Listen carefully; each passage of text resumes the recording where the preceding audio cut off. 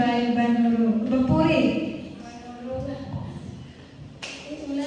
Izin menjelaskan dalam bahasa Indonesia ya teman-teman. Apa sih PPh pasal 22 itu? Jadi PPh pasal 22 adalah pajak penghasilan yang dipungut atas kegiatan impor atau penjualan barang tertentu. Nah, pajak ini itu termasuk dalam withholding tax, di mana pihak yang melakukan pembayaran wajib memotong dan menyetorkan pajak kepada negara. Nah, sistem ini memastikan penerimaan pajak yang lebih efektif dan mencegah penghindaran pajak. Jadi pajak itu dipungut atas kegiatan impor atau penjualan barang tertentu. Nah, pajak ini tuh biasanya dipotong langsung oleh pihak tertentu seperti bank, bendahara, pemerintah atau perusahaan-perusahaan besar. Nah, contohnya itu kayak seperti apa? Sebuah perusahaan itu mau membeli barang dalam jumlah besar atau mengimpor barang dari luar negeri. Nah, pemerintah itu ingin memastikan pajak transaksi tersebut tuh tetap dibayar karena itu pajaknya dipotong di awal oleh pihak yang melakukan pembayaran. Nah, slide yang kedua itu menjelaskan tentang tujuan dan ruang lingkup PPh pasal 22. Yang pertama ada menambah penerimaan pajak, mencegah penghindaran pajak, dan yang terakhir itu ada mengawasi transaksi perdagangan dan impor. Nah, yang pertama itu menjamin penerimaan pajak negara itu. PPh pasal 22 itu membantu negara mendapatkan pemasukan secara lebih cepat dan teratur, terutama dari kegiatan impor dan perdagangan barang.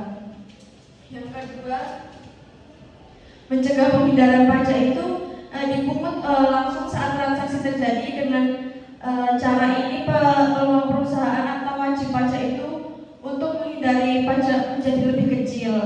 Dan kemudian yang ketiga yaitu mengawasi transaksi perdagangan dan impor, yaitu pemerintah bisa lebih mudah memantau kegiatan bisnis. Kemudian ruang lingkup PPh pasal 22 itu berlaku untuk kegiatan tertentu kayak impor barang dari luar negeri, penjualan barang tertentu, kemudian pembelian oleh pemerintah atau BUMN, dan penjualan barang mewah tertentu. Kemudian ada subjek dan objek PPh pasal 22. Jadi di poin ini itu memahami siapa sih yang dikenakan pajak atas subjek, terus atas apa yang pajak yang diterapkan gitu. Nah, siapa yang dikenakan atau memungut pajak itu pihak yang terlibat dalam transaksi dan memiliki kewajiban memungut atau membayar pajak. Biasanya meliputi saat terjadi impor barang, perusahaan penjualan barang tertentu, kemudian bendahara pemerintah, dan BUMN atau BUMD tertentu. Kemudian objek itu apa yang dikenakan pajak itu barang atau transaksi yang dikenakan pajak itu barang yang sering menjadi objek PPh pasal 22, antara lain kayak BBM atau bahan bakar, baja dan besi, kendaraan bermotor, semen, kertas, gitu-gitu. Kemudian pengenaan tarif dan perhitungannya. Nah, tarif PPh pasal 22 ini bervariasi sesuai jenis transaksinya, kayak 15% untuk penjualan barang, kemudian 2,5% untuk impor dengan API. API itu angka pengenal impor. Kemudian yang terakhir itu 7,5% untuk impor barang tanpa API. Nah, rumusnya yaitu PPh pasal 22 sama dengan tarif dikalikan sama nilai transaksinya. Nah, tarif itu bervariasi dari 1,5% sampai 7,5%, dan rumusnya juga tarif dikali transaksi, nilai transaksi. Selanjutnya akan dijelaskan oleh teman saya.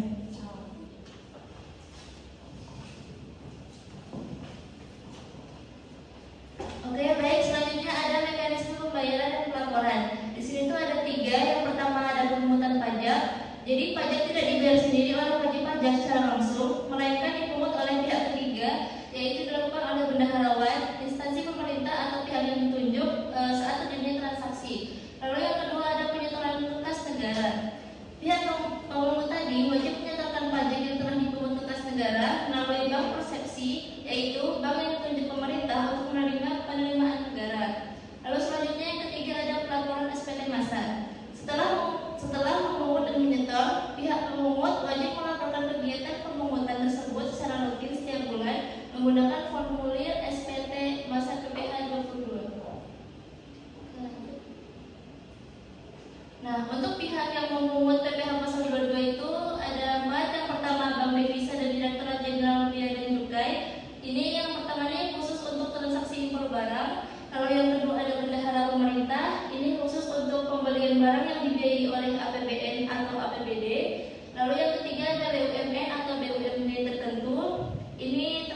BUMN besar yang melakukan pembelian barang untuk keperluan usahanya.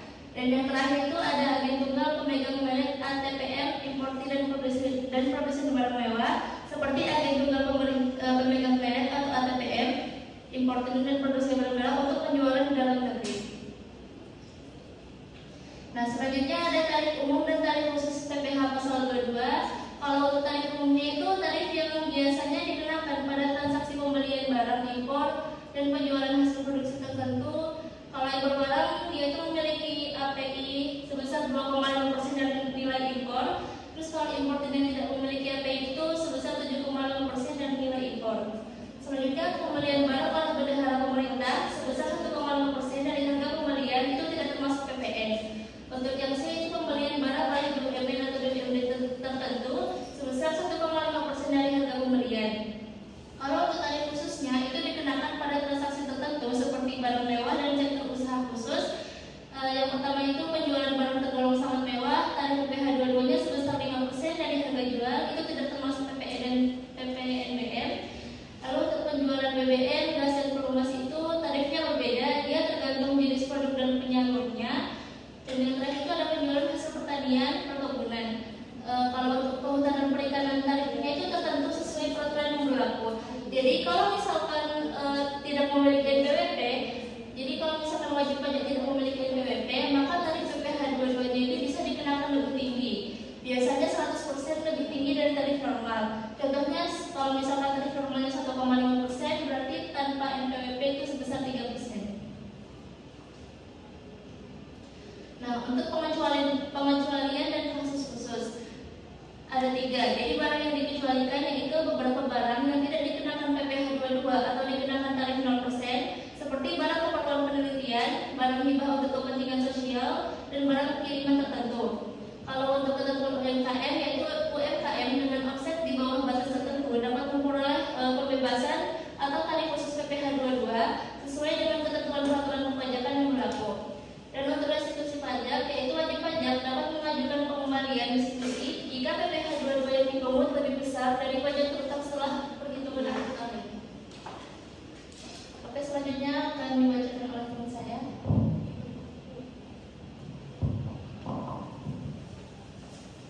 Baik, ini adalah tarif-tarif yang dikenakan oleh PPh 22. Yang satu itu impor barang tertentu sesuai lampiran 1 itu tarifnya kena 10% dari nilai impor.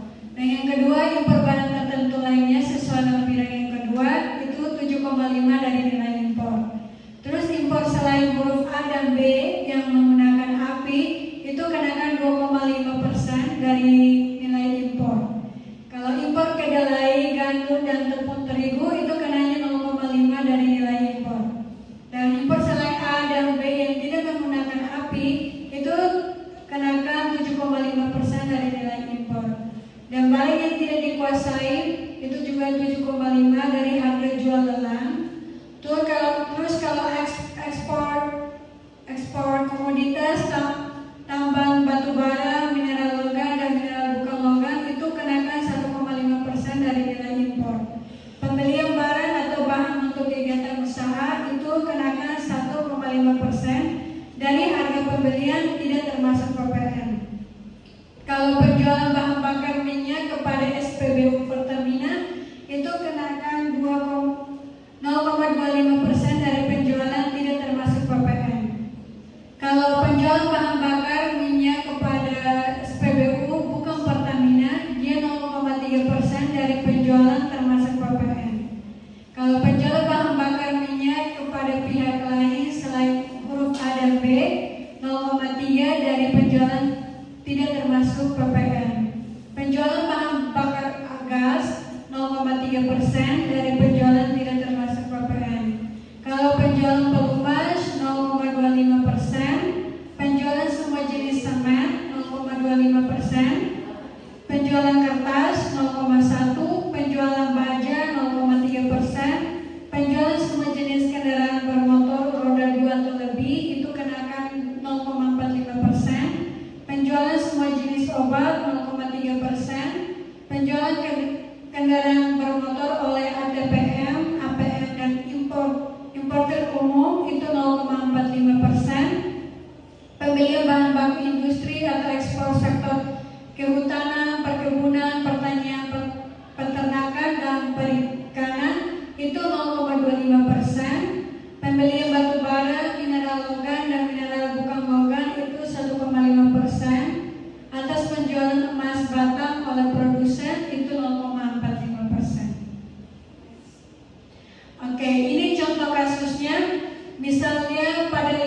ayat 2020, bendahara pemerintah membeli 5 printer dari PT Komputer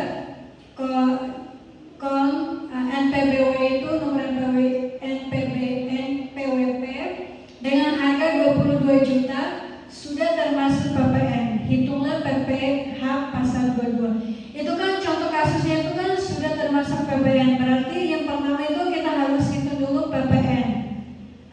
PPN itu yang DPP 100 kan 2020 itu kan masih PPN-nya 10%. Oleh karena itu 10% atau 11%. Kalau itu 100 dibagi 111 atau 110 terus dikali 22 juta. Udah dapat nilainya baru kita lihat.